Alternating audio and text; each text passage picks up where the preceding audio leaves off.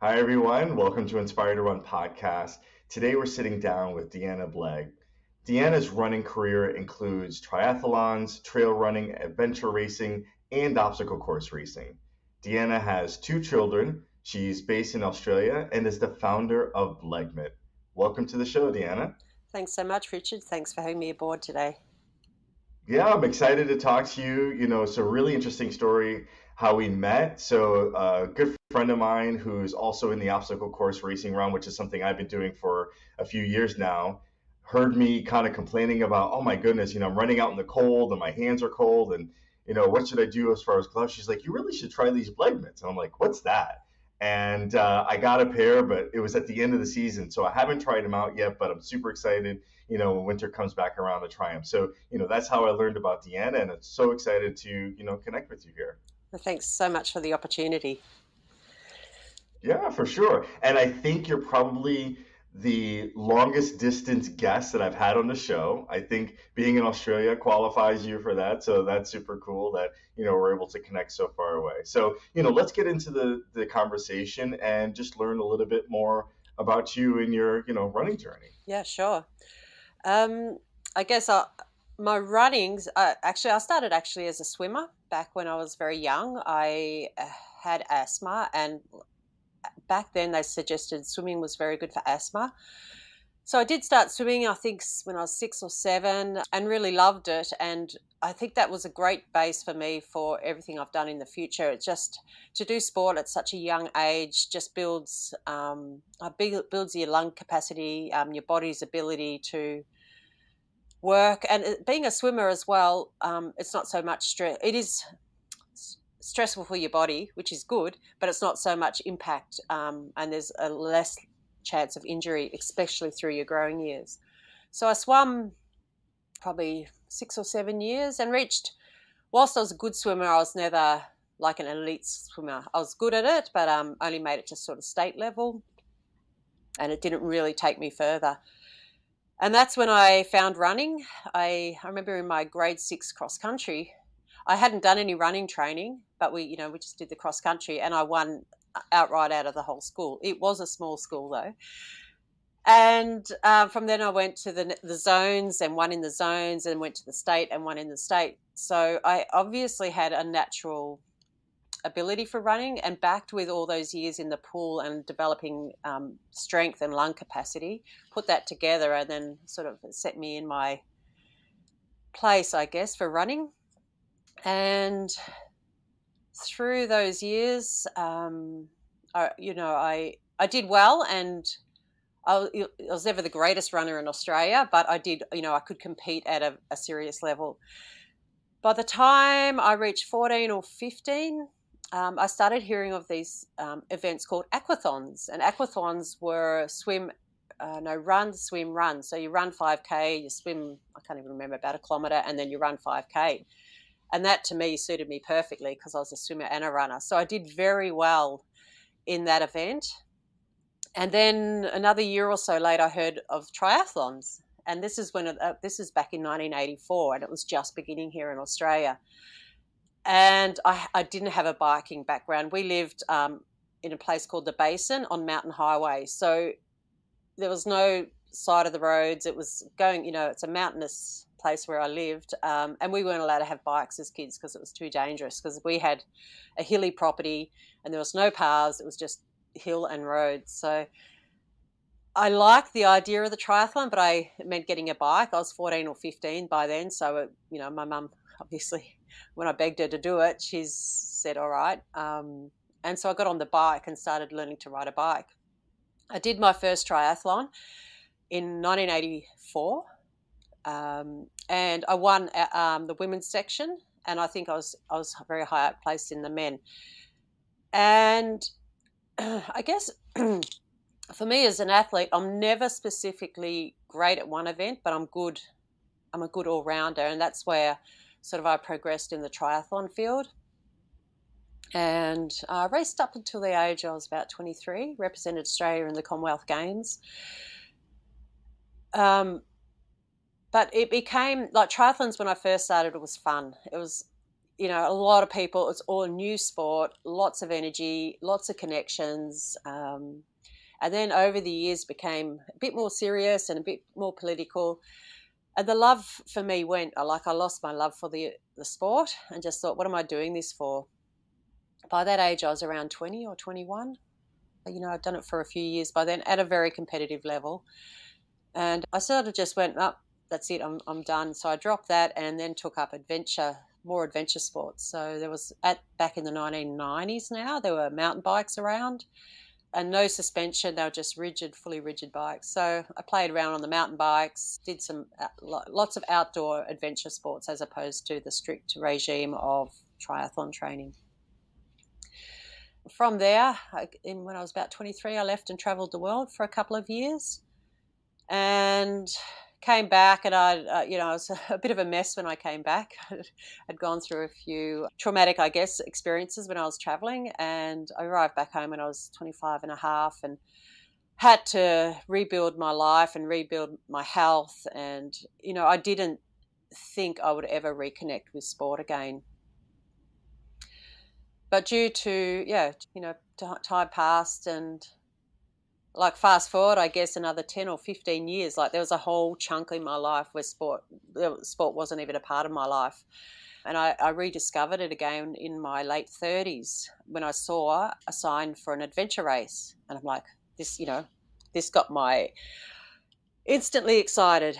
I saw this and I thought, wow, this looks amazing. What is it? And it was a 1.5 kilometre swim, a 16-kilometre paddle, I think 30k mountain bike, and a 15 or 16k run.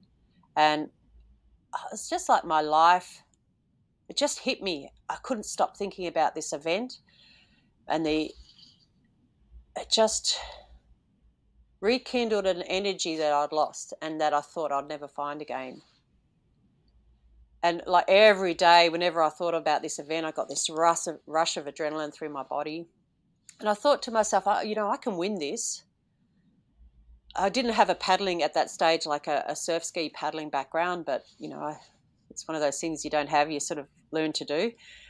And it wasn't the first year I went in the event, I came 7th in the women, but I was so much a beginner. I'd hired a bike, I'd hired a boat, and, just muddled my way through the event. But I knew deep down that I could get there.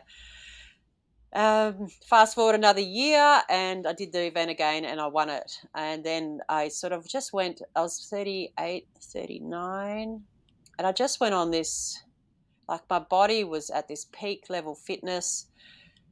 And I just loved adventure racing. I loved everything it brought. So I just started traveling and around the world doing these races, and it was just, fabulous.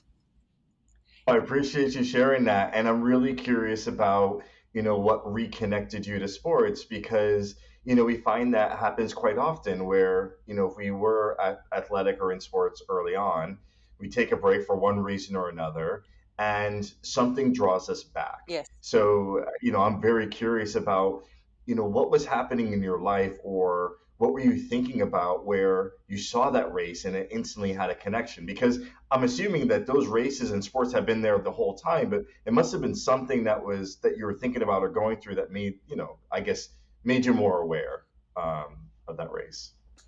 Yeah, look, at that time I'd had by then 2 children, and I'd been very unwell. And backtrack a little bit. Back in 1994, 95, I was diagnosed with HIV. And back then it was like a death sentence. Basically, they said if I lived 5 years, I'd be a long-term survivor. And I was 25 when I was diagnosed. So there was no medications available, not much information around. So for me, the thought of back then, family, sport, relationships, future, working, anything. It was just, there was no, in my mind, I could not see past that, that 5 years that they'd given me. So when I came back to Australia and I was quite ill for a while, and then medication became available to me, which I started on, and I felt my body coming back again and felt life coming back. And then I pursued sport. Wasn't on my number one list of what I wanted out of life, because I sat down, I thought, well, I may not live, but if I live longer, what do I want to achieve? What is something I want out of life? And to have a partner and a family was then pressing. Not, I was 26, 27, probably 27 when I started to become well again. And it was on the list of things that I wanted to do and wanted to experience in life. So that's what I guess I pursued first. Sport was way on the back burner. Like, it wasn't on my radar.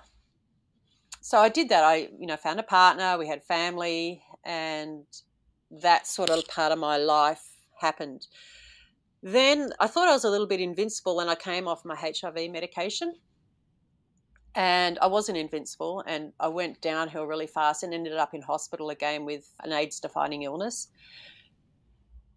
And it was soon after that I saw this adventure race sign. So I'm guessing at the time I first saw it, I wasn't well enough to do it, but it sparked an interest. It sparked a little fire in me.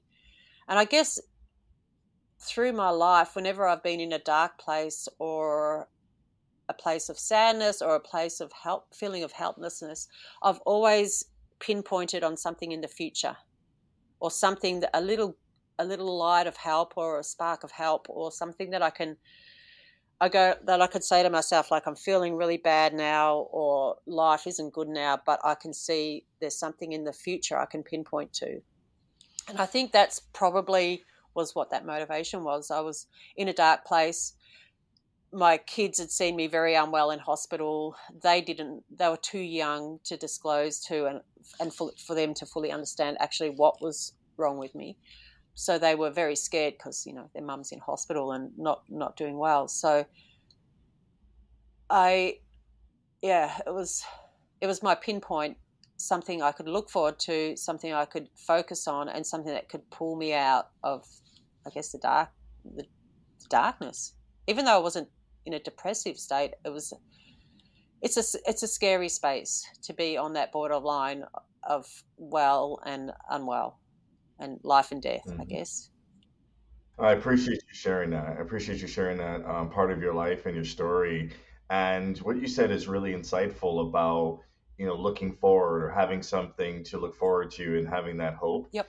Because, for what we're going through, having something to look forward to it really helps. And I think, you know, sports and running and adventure running and obstacle course racing is one of those things that you can turn to help you kind of depending on where you are in your journey. So I really appreciate you sharing that, and I think it's really insightful for our community here. Thank you, Richard. So fast forward a little bit. So now you're back into racing. You're doing triathlons or adventure racing. So let's talk about that. Where'd you go from there? Yeah, so from the adventure racing, like, my body got very strong. It got very healthy. I was feeling once again bomb proof, but I stayed on my medication. And I just had this it was surreal. It was just such a surreal time and place for me. Like, by this time, with my adventure racing and moving into the obstacle racing career, I was in my late 30s, early 40s, and I raced really competitively up to 45 years old. So it was surreal. Not only was I living with HIV and taking a lot of really toxic medication for it, and being, having such a gap of no training, and I put on a lot of weight too when I was not training. I was up to 86 kilos, and I sit at about 60 now. So I've carried the weight, and I've been through so many health conditions, and then to be later in life, and just like this amazing strength came, and I don't know, it was just surreal. I'd sit back and just go, I can't believe this. Like, I'm racing. I'm in my 40s, and I'm racing as a pro. So I'm racing against kids in their 20s, young adults in their 20s, and all sorts of ages, and I'm doing well. So it was an amazing time in my life, and surreal. And especially when I started the obstacle course racing, which started with Tough Mudder, it was another one of those moments for me. I wasn't in a bad place when I heard of Tough Mudder. I was in a very, very good place. But I heard of this event where you run and go through obstacles. And I'm like, wow, this sounds amazing. And then I looked Tough Mudder up on the internet, and I was alerted to it because a race was coming to Australia. And then when I was looking at the internet, I saw about World's Toughest Mudder, which is a 24-hour event. And I went, man, that's got my name written all over it. That's where I want to go. And I thought in my head, I reckon I can win that. So I did the Tough Mudder here in Australia and loved it. And I went in the first event, the first wave, and I just wanted to get my time in the top 5% so I could qualify for World's Toughest Mudder. That was my goal. And I don't even know if they even looked at the results or what. There's no really results. But anyway, I qualified for World's Toughest Mudder, and that's where my training and my new path took me. And once again, another event that just every time I thought about it, I get this overwhelming sense of adrenaline and excitement, and it kicks another level of passion into sport. So I went to World's Toughest Mudder. I was back in 2012.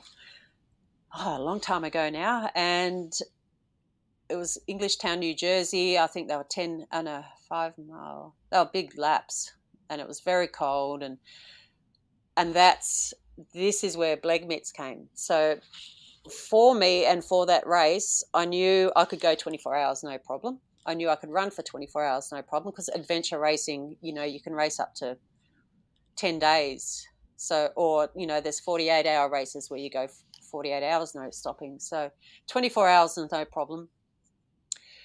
The cold was my weakness. So, and for me in my racing, I always like, what's my weakness and how do I improve on that? Because that's what's going to make it or break it for me. So I tried a lot of gear. I ended up with a 4 mil wetsuit. My feet were sorted. I had neoprene socks and booties and that sort of thing. But I'm like, my hands, I need my hands for the obstacles, but I need to keep them warm. If I put my hands in gloves, it separates my fingers. And when my fingers are separated, they get cold. I have Raynaud's. I've had that all my life. And it hasn't, Australia and most of our racing doesn't get that cold that it becomes such a problem. And if it does, I'm running or I don't need my hands. But in obstacle racing, you need your hands. So that was my dilemma. So I made a very primitive pair of Bleggmits. And I used them for the race, and they were fabulous. Like, my hands were warm. Had people, my hands were warm for the 24 hours, except, coming out of a water obstacle or something like that. But they worked amazingly, and I was able to do the event. I didn't win it. I came that year. Ju Yong Pak came first, Amelia Boone second, and myself third. So I was in a top 3 finisher, and I was just so excited that I'd managed to go through that event. Like, when I was there, I like this little Australian girl standing up on the start line. There's big army guys, and there was just so many people, and I felt so small and so insignificant. And I'm like, when I got there, I'm like, have I bitten off too much? I just focused and I go, like, you know what you're doing. Start out. My motto is start out at the pace you expect to be finishing at, and just don't stop. Yeah, and that's what I did. So it was an crazy cold race, and super exciting. And I loved it. And as soon as I finished, I was broken. I was totally broken, but I was thinking, right, what can I improve? And went back the next year and did win the females. Amelia Boone wasn't in it that year, but, I'm saying that there was certainly other competition, other girls racing. And I finished, I think I was somewhere in the top 10. I can't remember outright. So, and that led to, World's Toughest Mudder being my pinnacle of races. I did do Spartan races as well, all the Spartan races not all of them in America, all the Spartan races in Australia and also in America, and was once again racing as a pro in the elite categories, and just doing well up to 2015. Oh, that's incredible. That's amazing. And when you started the story about Tough Mudder, I'm like, oh, we share a similar story because I didn't know anything about Spartan or obstacle course racing, and I started to research it, and I got excited about it. But then when you started talking about world's toughest Mudder, then I'm out. 24 hours, I'm like, no, that's not for me. But I Serious? did go through yeah, I did go through the three levels of Spartan, so the Sprint, Super, and Beast, which my coach had been encouraging me to do over the years. So I finally did it in person last year, which was a great experience. And I set out on this journey to do things that I've never done before Beautiful. and overcome fears. But so that was wonderful. But yeah, this whole 24-hour, it's just not for me. Yep. Yeah, it's not for everyone, but it is. If you ever do get a little curious, it's really worth it. It's really worth getting your curiosities sated, I guess. Yeah, yeah, for sure. I mean, I am curious in extent if, one day would I want to do it. It's just not in the near term. In the near term, I have other goals that I'm pursuing. Hmm. And I've learned something over the years. Like if I just try to do too much, I'm not going to do any of it very well. So I'm really True. hyper focused on some of the things that I want to do. But I love I love the story that you shared. And, I think the saying goes, innovation is born out of necessity. So you said, you're focused on your weaknesses, your hands were cold. How can you solve that problem? So I think that's very ingenious and innovative that you went ahead and solved it yourself. Thank you. Yeah, well, I guess, there are a lot of people in the world with Raynaud's, and we just learn our little own coping techniques for living with it in cold weather. So, yeah. Yeah, for sure. So, let's talk about the myths a little bit. So like in obstacle course racing, I don't know what your philosophy on this is, but I've always been taught, and I think a lot of folks are like, don't use gloves. It's best that you train just going with your bare hands. So if you use traditional gloves just to keep your hands warm, then I think it makes it challenging for you to, I guess, take them off before you go to an obstacle. So I think your myths kind of solve some of those challenges. So, talk to me a little bit about that. Yeah, that's right. So for me, it was like finding something where I can keep my fingers together, because from your own hand, you create warmth. If you separate and isolate your fingers, and especially with Raynaud's, that you've got bad circulation as it is, they get cold and you can't heat them up again unless you use your body heat or some other heat source. So I needed to find something that allowed me to, and like you said, with using gloves, there's a lot of gloves that don't grip well on obstacles, and then maybe they bulk your hands out too much. So I needed to find something or create something that I can keep my fingers together, and with their hand to keep warm, that allowed me to expose my hands when I needed to grab onto obstacles, and that was quick and effective, and that I could just put back on. Now, mitts, general mitts, you had to pull on and off. So that was inconvenience. And so, yeah, I'm from a little bit of a paddling background. There's a product called Pogies. So I was aware of them from paddling, and you use them paddling in the cold. So I do, yeah. So I got that sort of hand encapsulation idea and the ability to exit. So I just, I got bits of neoprene and cut them and played with them and found a very primitive Bleggmit. And that's what I used for World's Toughest Mother up until 2000, and other obstacle course races over in like the Spartan World Championships or the OCR World Championships. And my good friend Amanda, she made some pairs as well for herself and then for friends. And they're like, these are great, you should make them. And I'm like, no one's going to want to. At that stage, they kind of look like beer cozies on the end of your hand. So are really weird looking things. So, and also I was busy racing and not focused on manufacturing anything. I was just mindset on racing internationally, Australia, that sort of thing.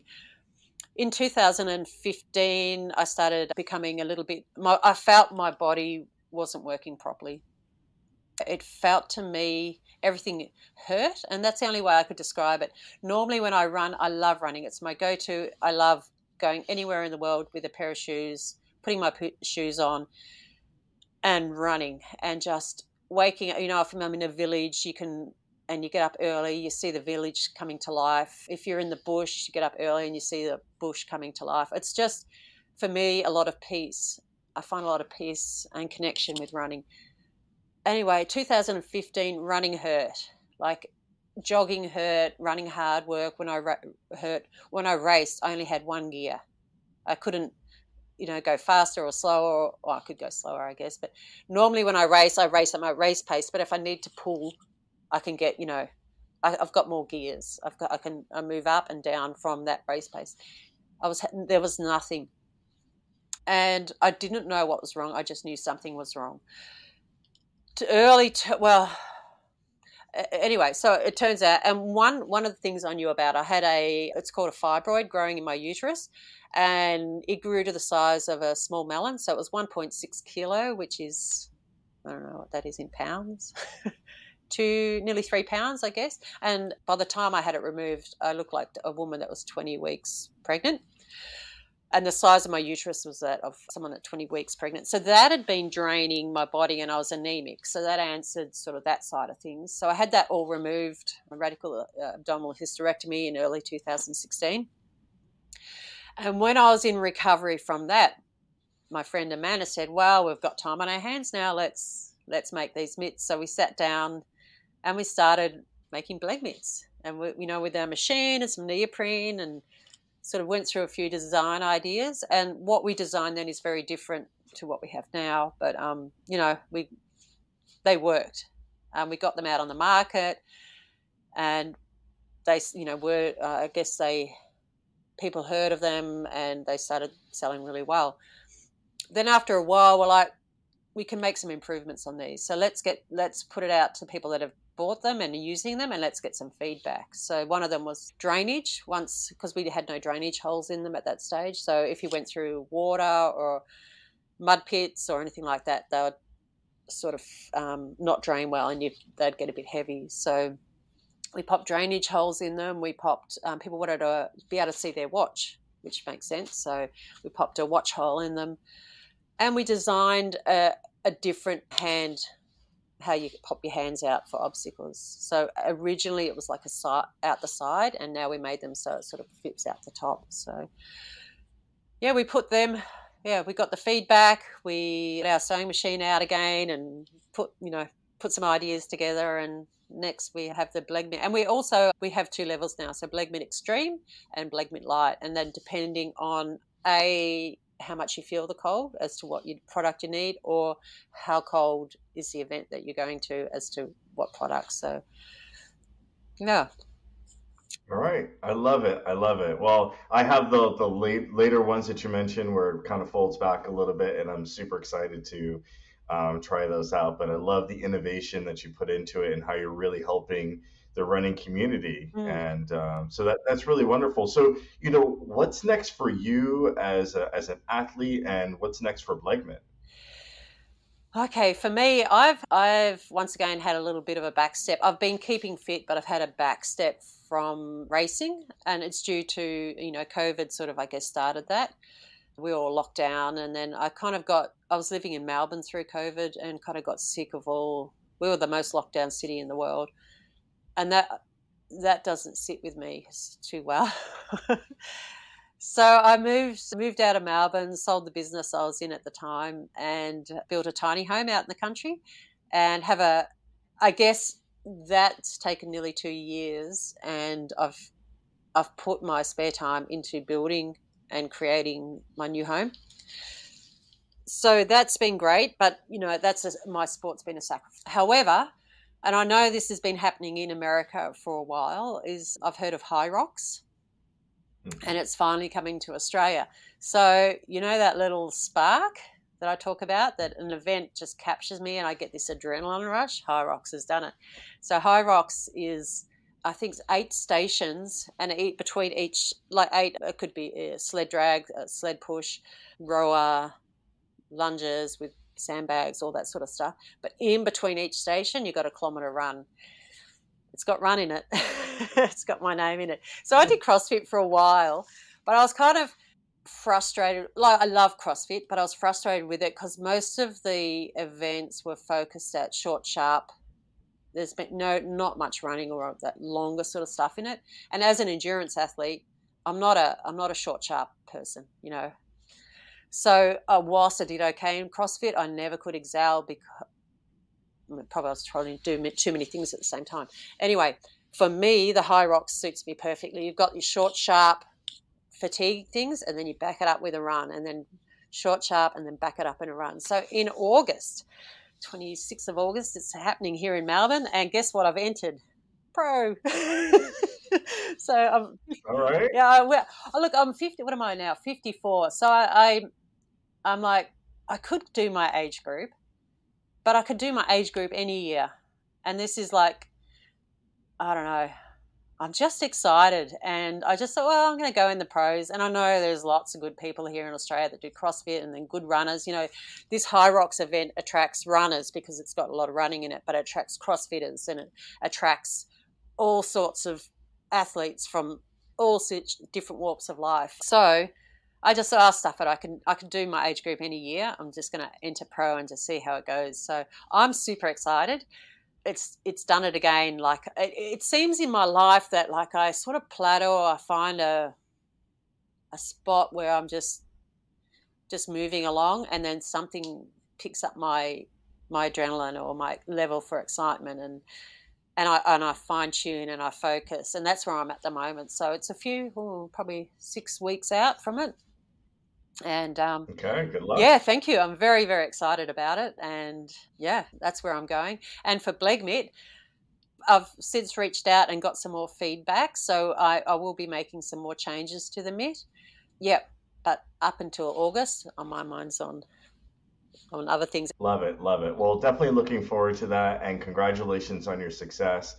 Thank you so much again for sharing your personal story and your running journey and everything that you've been through to where you are today. I think it's really inspiring. And just kind of as we wind down here, what would you say would be the one thing to inspire someone to run, especially if they're going through some sort of challenges, whether it's health challenges or otherwise? I would say you need to find running is a really beautiful sport. Um, and when you first start, it's hard, but you've just got to push through. And when I say push through, I don't mean you've got to run hard or, you know, you've just got to keep at it. And it might be walk, run, walk, run, walk, run, and then walk and run a bit longer, walk, run a bit longer. I'd say start out slow, start out, in baby steps, something achievable. And then you will find a time that running becomes your love. And once you've found that, you don't need motivation to put on a pair of shoes, because once you've connected with that, it's just a beautiful sport. And it's a sport, it costs you nothing except a pair of running shoes. You can do it anywhere in the world. You can do it when you're traveling. You can bush or road or trail or track. It's one of those sports. It's, you just walk out the door and do. And that is perfect, I'd say. Yeah. So just find your love and take it slowly. Thank you so much, Deanna. I really enjoyed this conversation.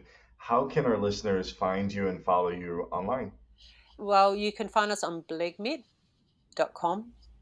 Um, I'm not very good with that, am I? .au? I'm not sure. I think it's bleggmit.com.au, or if not, it's bleggmit.com. Just Google Bleggmit, and that's pretty much it. That's the easiest place to find me. And we have Facebook and Instagram as well. You can reach out, Bleggmit. That's it, I would say, Richard. Okay. All right. Well, I'll put that information in the show notes to make it easy for our listeners to find you. Again, Deanna, thank you so much for coming on the show. And, good luck with your upcoming race, your upcoming High Rocks race, and the next chapter of Bleggmit. Thank you so much, Richard, and thanks for having me here. And yeah, appreciate it.